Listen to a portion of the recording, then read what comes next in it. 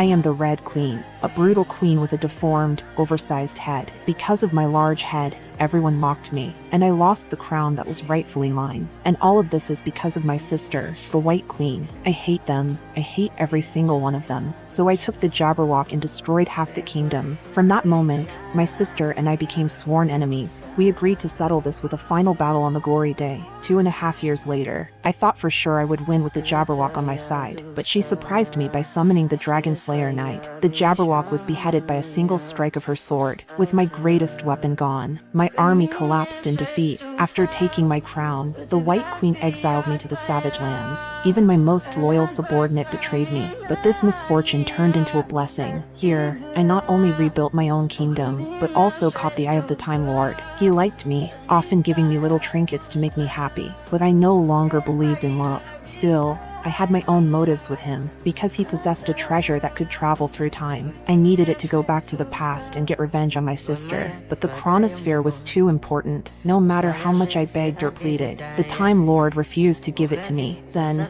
finally, my chance arrived. Alice came to steal the chronosphere to save the Mad Hatter's family. I knew they would come to me, because I was the one who imprisoned the Mad Hatter's family. So I used a simple trick to distract them, and took the White Queen through time alone. We returned to the night where it all began. My sister stole the tart but framed me for it. I never thought that after all these years, faced with undeniable proof, she would still refuse to admit it. In my anger, I opened this forbidden door, pointing and saying, "She's the one who stole the tart." But two versions of oneself from different times cannot meet. Time's corruption rapidly spread outward from me. Alice arrived at that moment. Seeing the situation was spiraling out of control, she quickly activated the sphere to return to the Eternal Castle. Alice didn't dare waste a single second. She had to return the sphere before the world froze completely. The corrosion of time spread wider and wider. Soon, everyone was affected by the erosion. Even the Time Lord couldn't escape it. At the final moment, she finally succeeded. Time was restored,